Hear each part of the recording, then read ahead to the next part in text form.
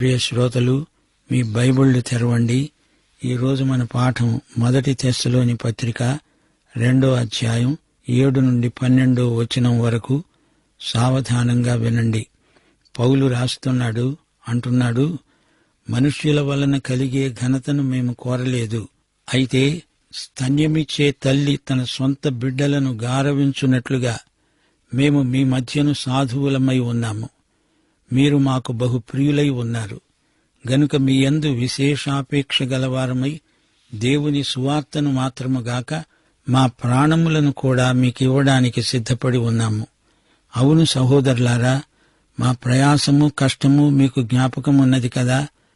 మేము మీలో ఎవనికైనా భారముగా ఉండకూడదని రాత్రింబగళ్ళు కష్టము చేసి జీవనము చేస్తూ మీకు దేవుని సువార్తను ప్రకటించాము.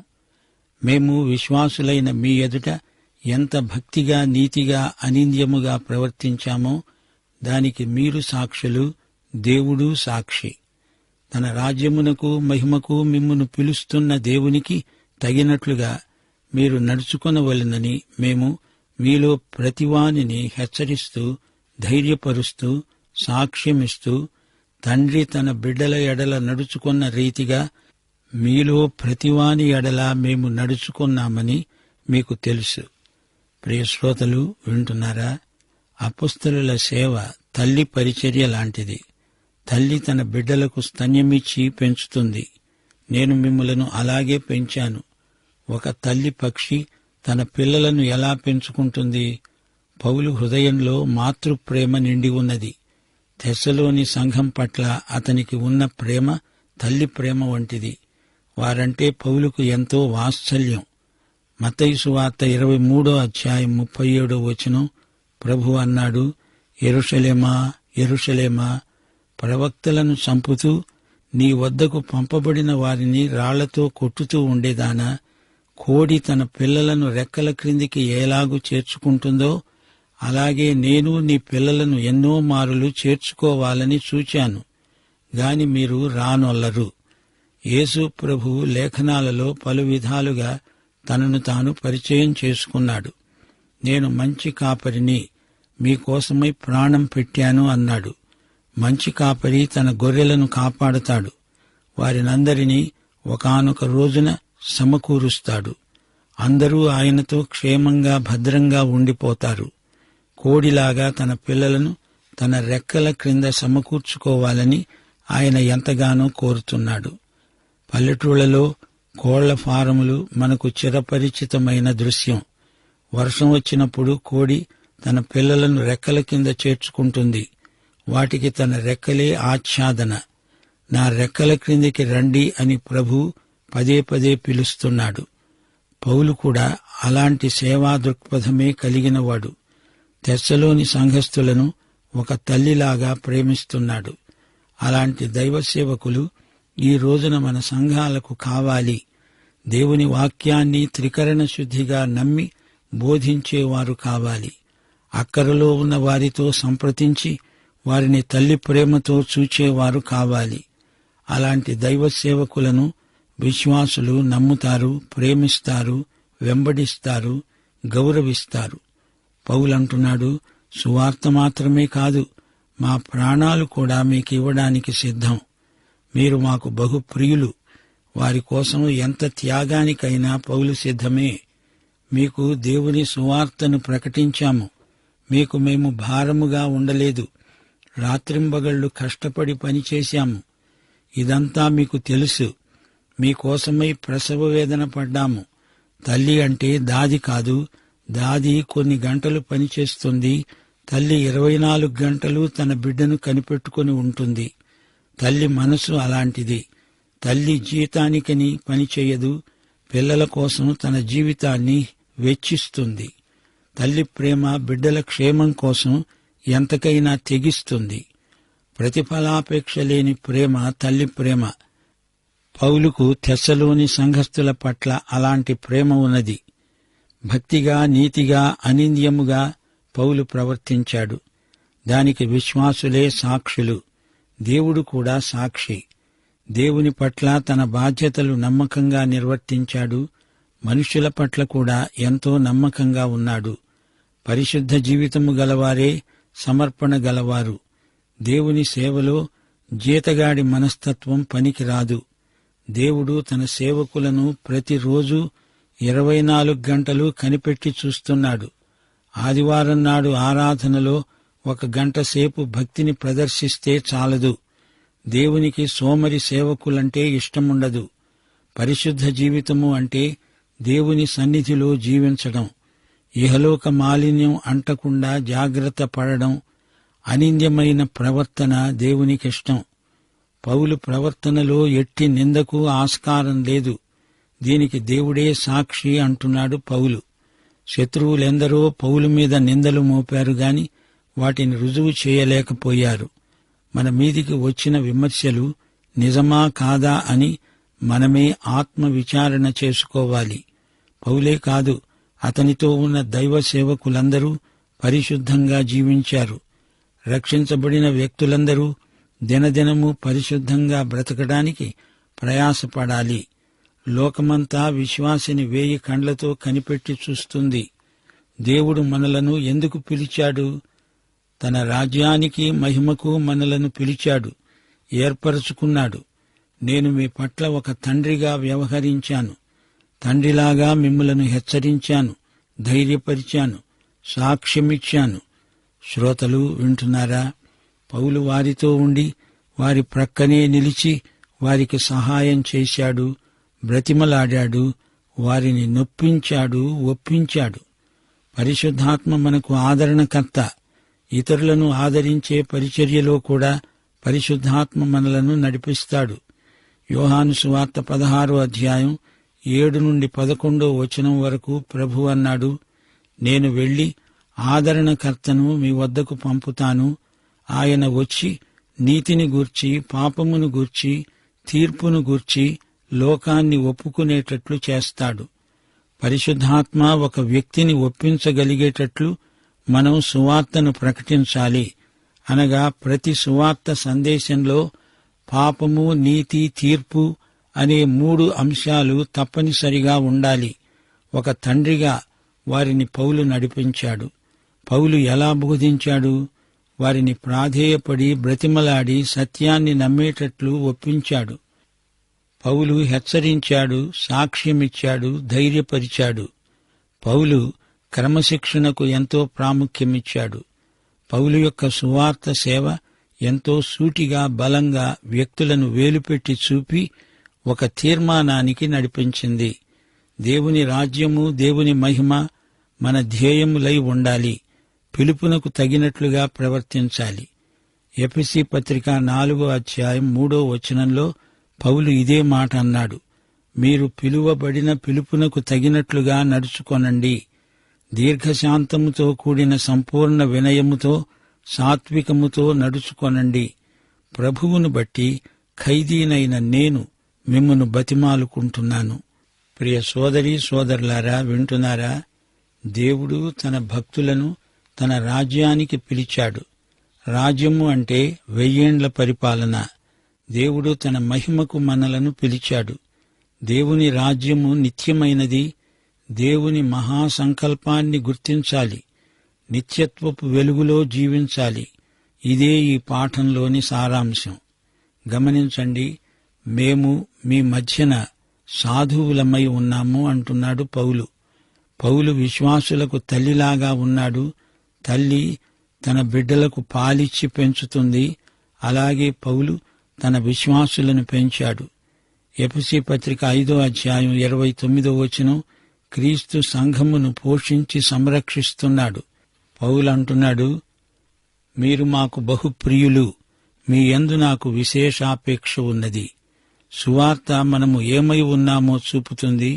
మనము చేసింది మాత్రమే కాదు, సువార్త మన వ్యక్తిత్వాన్ని నిర్దేశించి చూపుతుంది. పౌలు సువార్త ప్రకటించడానికి ఎంతో గొప్ప వెల చెల్లించాడు, ప్రయాసపడ్డాడు, శ్రమించాడు. పౌలు అన్నాడు, మీరు ప్రభువునందు స్థిరముగా నిలిచారా? మేము బ్రతికినట్లే. 2 కొరింథీ 11వ అధ్యాయం 27వ వచనం, ప్రయాసతో, కష్టములతో, జాగరణములతో, ఆకలి దప్పులతో, ఉపవాసాలతో, చలితో, దిగంబరత్వంతో ఉండాల్సి వచ్చింది. గ్రీకు సంస్కృతిలో ఇలాంటి చాకిరీ చేసేవారిని బానిసలని చెప్పి నీచంగా చూస్తారు. ప్రభువు యొక్క రెండవ రాకడ సమీపమని చెప్పి పనులన్నీ మానేసి ఎదురు చూడడం కాదు, ప్రయాస కష్టం సహించి స్వచ్ఛందంగా సువార్త సేవ చెయ్యాలి. అపొస్తలుల కార్యములు 18వ అధ్యాయం 3వ వచనం, పౌలు డేరాలు కుట్టేవాడు. ప్రతి రబ్బీ ఏదో ఒక చేతి పని నేర్చుకొని ఉంటాడు. డబ్బు కోసం ఇతరుల మీద ఆధారపడి వారు ఇస్తేనే నేను సువార్త ప్రకటిస్తాను అని కూర్చోకూడదు. సువార్తికుణ్ణి ఎవరూ ధనాపేక్ష గలవాడు అని వేలుపెట్టి చూపకూడదు. రాత్రింబగళ్ళు కష్టము చేసి జీవనము చేస్తూ మీకు దేవుని సువార్త ప్రకటించాము. పౌలు పగలు పనిచేశాడు, డేరాలు కుట్టాడు, సాయంకాలం సువార్త ప్రకటించాడు. రాత్రింబగళ్ళు పనే. అతని చేతి పని కూడా సువార్త సేవకు దోహదపడింది. విశ్వాసులైన మీ పట్ల మేము ఎలా ప్రవర్తించామో మీకు తెలుసు. మా భక్తి, నీతి, అనింద్యమైన ప్రవర్తన మీరు చూస్తూనే ఉన్నారు. మా ఉద్దేశ్యాలు, మా పనులు అన్నీ బహిరంగమే. ఇందులో రహస్యము, దాపరికమంటూ ఏమీ లేదు. ప్రతి ఒక్కరినీ హెచ్చరిస్తున్నాము, అనగా సాక్ష్యమిస్తున్నాము. మీకు ఒక తండ్రిలాగా ఉన్నాను. మా జీవితమే ఒక తెరిచిన పుస్తకం అంటున్నాడు పౌలు. మిమ్మలను దేవుడు తన రాజ్యానికి, మహిమకు పిలుస్తున్నాడు. దేవునికి తగినట్లుగా మీరు నడుచుకోవాలి. దేవుని రాజ్యానికి తగినట్లు, ఆయన మహిమకు తగినట్లు మన ప్రవర్తన ఉండాలి. అనగా మన ఉద్దేశ్యాలు, మన పనితీరు దేవుని పిలుపునకు సాక్ష్యమివ్వాలి. పరిశుద్ధత మన మాటల్లో, చేతల్లో తేటగా కానరావాలి. దేవుని రాజ్యం, దేవుని మహిమ, ఈ 2 అంశాలు విశ్వాసులకు ఎంతో ప్రాముఖ్యమైనవి. మన హృదయాలలో దేవుని రాజ్య నియమాలు రాసి ఉన్నాయి. మత్తయి సువార్త 6వ అధ్యాయం 10వ వచనం, నీ రాజ్యం వచ్చునుగాక అని ప్రభువు మనతో కలిసి ప్రార్థించాడు. యేసు ప్రభువు దేవుని రాజ్యాన్నే ప్రకటించాడు, బోధించాడు. దేవుని రాజ్యము మనలో ఉన్నట్లే మనం బోధించాలి. యేసు అవతారానికి, రెండో రాకడకు మధ్యకాలమంతా ఆయన రాజ్యం కోసం సిద్ధపాటే. ఈ సత్యాన్ని మనమెన్నడూ మరువకూడదు. ప్రియ శ్రోతలు, వింటున్నారా? తన విశ్వాసుల పట్ల పౌలుకు తల్లి హృదయమున్నది. పౌలు తన పోషణ కొరకు ఎవరి మీద ఆధారపడినవాడు కాడు. ఎఫెసీ పత్రిక 4వ అధ్యాయం 28వ వచనంలో పౌలే అన్నాడు, అపవాదికి చోటియకండి, దొంగిలేవాడు ఇక మీదట దొంగిలక అక్కరగలవానికి పంచిపెట్టడానికి వీలు కలిగే నిమిత్తం తన చేతులతో మంచి పని చేస్తూ కష్టపడాలి. పౌలు తెస్సలోనికయలో ఉండగా 2 సార్లు ఫిలిప్పీ సంఘస్థులు కొంత ద్రవ్య సహాయం పంపారు. కాని పౌలు ఉద్దేశ్యం ధనసేకరణ కాదు. సంఘాల మీద కాని, వ్యక్తుల మీద కాని పౌలు ఆధారపడి జీవించలేదు. తెస్సలోని సంఘానికి పౌలు చేసిన ప్రబోధమిదే. దేవునికి ప్రీతికరమైనది చేయండి, దేవుణ్ణి సంతోషపరచండి. ఈ విషయంలో మీరు అంతకంతకు అభివృద్ధి నొందాలి. సహోదరుణ్ణి మోసం చేయకూడదు. మనము శ్రమలు అనుభవించవలసి ఉన్నది. అందుకే మనము నియమించబడి ఉన్నాము. ప్రియ శ్రోతలు, గమనించారా? ఈ పాఠంలో క్రైస్తవ నాయకులకు గొప్ప హెచ్చరిక ఉంది. నాయకులు నైతికంగా, ఆధ్యాత్మికంగా ధైర్యము గలవారై ఉండాలి. ఇచ్చకపు మాటలు పలకకూడదు. ధనాపేక్ష, వేషధారణ నాయకులకు తగవు. మనుషుల వలన ఘనతను కోరకూడదు. సాత్వికులై ఉండాలి. ఇతరుల పొగడ్తలకు పొంగిపోకూడదు. దేవుని మెప్పునే కోరాలి. యథార్థంగా ప్రవర్తించాలి. విశ్వాసుల ద్రవ్యాన్ని ఆశించకూడదు. మనుషులను తృప్తిపరిచే ప్రయత్నంలో దేవుణ్ణి నొప్పించకూడదు. ఊరికే మనుషులను పొగడకూడదు. ప్రోత్సహించాలి గాని పొగడ్తలు మానేయాలి. సత్యాన్ని ఉన్నది ఉన్నట్లే చెప్పాలి. సాధు స్వభావాన్ని సేవలో కనపరచాలి. నాయకులారా, దైవ సేవ అంటే ఎంతో కష్టమైన పని. అది పూలపాన్పు కాదు. అది గంటల ప్రకారం జీతం కోసం చేసే పని కాదు. అపొస్తలుడైన పౌలు దైవ సేవకులకు గొప్ప మాదిరి. కొందరు తమ నేర్పును పాండిత్యాన్ని ప్రదర్శించుకోవాలని చూస్తారు. దానివల్ల సందేశం బలహీనమవుతుంది, నీరుగారిపోతుంది. మీకు సువార్త అందించటమే మా పని. మీ వద్దకు నేను వస్తానని కాదు, సువార్త వస్తున్నదని గ్రహించండి. దైవ సేవకుడు సువార్తలో దాక్కోవాలి గాని సువార్తను దాచిపెట్టకూడదు. పౌలు నియంత కాడు, సాధు స్వభావుడు. తాను ఒక తండ్రిలాగా చూసుకున్నాడు. తండ్రి తన పిల్లల కోసమే కష్టపడినట్లు తాను శ్రమించాడు. క్రైస్తవ ప్రేమ చౌకబారు ప్రేమ కాదు, తన బిడ్డలను శిక్షించే మనసు కాదు. క్రమశిక్షణ కోసం అడపాదడపా కఠినంగా మాట్లాడాడు. అపొస్తలుడైన పౌలు తనకు అధికారమున్నా దాష్టీకం చేయలేదు. మనుష్యుల ఘనతను కోరలేదు. తల్లి తన బిడ్డలకు స్తన్యమిచ్చి పెంచినట్లు వారిని పెంచుకున్నాడు. మీరు మాకు బహుప్రియులు, మీకు సువార్తనే కాదు మా ప్రాణాలే ఇచ్చేస్తాము. పౌలు, శీల, తిమోతి ఈ ముగ్గురిని గురించి కొన్ని అపోహలు ప్రజలలో తలెత్తుతున్నాయి. పౌలు తమ సేవను గురించిన వాస్తవాలు వారికి స్పష్టం చేస్తున్నాడు. మేము మీ మధ్య సాధువులమై ప్రవర్తించాము, మీరు మాకు బహుప్రియులు అంటున్నాడు.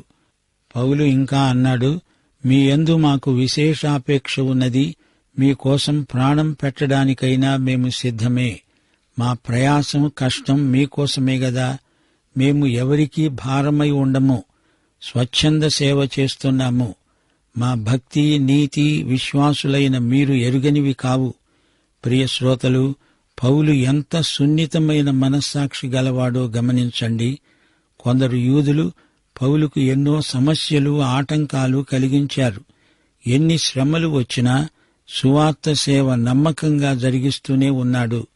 ఈ విషయంలో పౌలు దేవునికి ఎంతో కృతజ్ఞుడు. సువార్తను మాకు అప్పగించడానికి యోగ్యులమని దేవుడెంచాడు గనుక దేవునికి కృతజ్ఞుణ్ణి అంటున్నాడు పౌలు.